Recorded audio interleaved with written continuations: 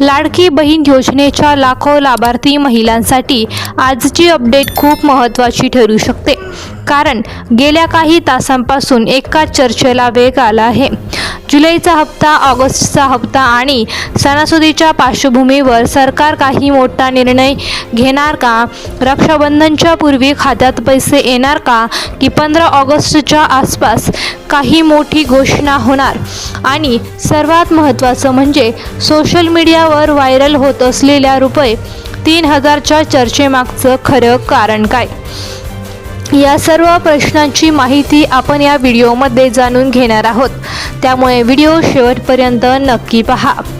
मित्रांनो, आजच्या सध्या राज्यभरातील लाखो महिला पुढील हप्त्याची वाट पाहत आहेत.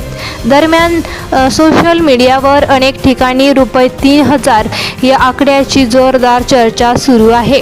त्यामुळे अनेक महिलांच्या मनात संभ्रम निर्माण झाला आहे. पण थांबा, हा ₹3000चा विषय नेमका काय आहे?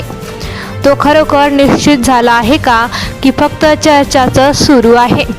याबाबत समोर आलेल्या माहितीनुसार काही ठिकाणी 2 हप्ते एकत्र मिळू शकतात अशी शक्यता व्यक्त केली जात आहे.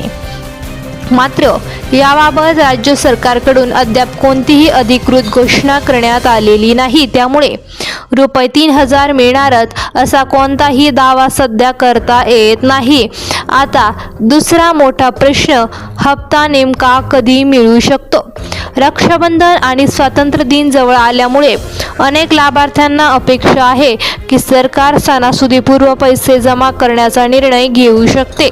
मात्र याबाबत अधिकृत तारीख जाहीर झालेली नाही. त्यामुळे सध्या सर्वांचे लक्ष सरकारच्या पुढील निर्णयाकडे लागले आहे.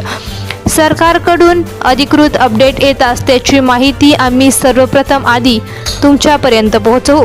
तोपर्यंत सोशल मीडियावरील कोणत्याही अपुष्ट संदेशांवर विश्वास ठेवू नका. अशाच लाडकी बहीण योजना, शेतकरी योजना आणि महाराष्ट्रातील सर्व महत्त्वाच्या सरकारी अपडेट्ससाठी आमच्या चॅनलला सबस्क्राईब करा, फॉलो करा. धन्यवाद.